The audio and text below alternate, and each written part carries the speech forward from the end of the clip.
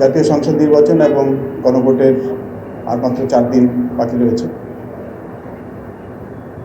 এই সময় আমাদের নৌবাহিনীর কন্টিনজেন্টের মোতায়েনের সার্বিক অবস্থা এবং নির্বাচন পূর্ব প্রস্তুতি দেখার জন্য আমি ভোলা জেলায় এসেছি।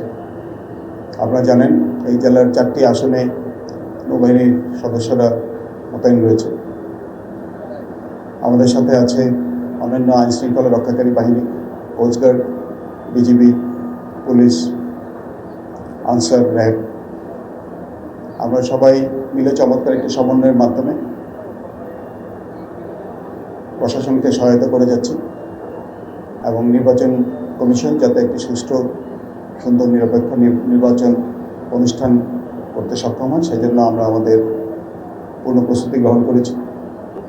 প্রশাসন এবং সকল আইন শৃঙ্খলা রক্ষাকারী বাহিনী 72 ঘন্টা ময়েশ্চার লক সমৃদ্ধ লিলি বডি ওয়াশ শিয়া বাটারের গুডনেস স্কিন রিপেয়ার করে রাখে সফট ও গ্লোয়িং।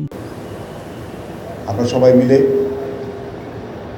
পূর্ণ প্রস্তুতি গ্রহণ করেছি। আমরা একটি সুন্দর, অবাধ এবং নিরপেক্ষ নির্বাচন ভোলা জেলায় অনুষ্ঠানের লক্ষ্যে সম্পূর্ণভাবে প্রস্তুত। আমরা শুধুমাত্র এটাই নিশ্চিত করব যে একটি অবাধ এবং নিরপেক্ষ নির্বাচনের জন্য সম্পূর্ণ প্রস্তুতি যাতে গৃহীত হয় এবং মূল কাজটা করবে নির্বাচন কমিশনের সংশ্লিষ্ট কর্মকর্তাবৃন্দ, রিটার্নিং অফিসার, সহকারী রিটার্নিং অফিসারগণ, এবং ভোট গণনা শেষ হওয়া এবং ফলাফল ঘোষণা পর্যন্ত এবং ফলাফল পরবর্তী যাতে আইনশৃঙ্খলা পরিপন্থী কোনো কর্মকাণ্ড না হয় সেই জন্য আমরা সবাই মিলে প্রস্তুত থাকব। আমরা সবাই মিলে এই বিষয়টাই আলোচনা করেছি এবং অঙ্গীকার ব্যক্ত করেছি। বাংলাদেশ বিমান বাহিনী এই দুর্গম অঞ্চলগুলিতে যে কোনো জরুরি পরিস্থিতি মোকাবেলার জন্য আমাদেরকে সহায়তা করার জন্য প্রস্তুত রেখেছে। তাদের হেলিকপ্টার, নৌবাহিনীর হেলিকপ্টারও রয়েছে। এছাড়া আপনারা জানেন সেনাবাহিনীরও হেলিকপ্টার আছে, যদিও ভোলা জেলাতে নৌবাহিনী দায়িত্বপ্রাপ্ত। তবে আমরা বিমান বাহিনী এবং নৌবাহিনীর হেলিকপ্টার সার্বক্ষণিকভাবে নির্বাচনের দিন এবং নির্বাচনের পরবর্তী 2-3 দিন যে কোনো জরুরি পরিস্থিতি মোকাবেলার জন্য প্রস্তুত রেখেছি। যৌথ বাহিনীর মাধ্যমে বিভিন্ন বাহিনীর সমন্বয় সকল আইনশৃঙ্খলা রক্ষাকারী বাহিনীকে সাথে নিয়ে সশস্ত্র বাহিনীর সদস্যরা নিয়মিতভাবে টহল প্রদান করছে, বিভিন্ন অভিযান পরিচালনা করছে। আমাদের মূল উদ্দেশ্য ছিল যাতে করে কেউ কোনো প্রকার সন্ত্রাসী কার্যক্রম করার চেষ্টাও না করে এবং সেই প্রচেষ্টা এখনও বহাল আছে।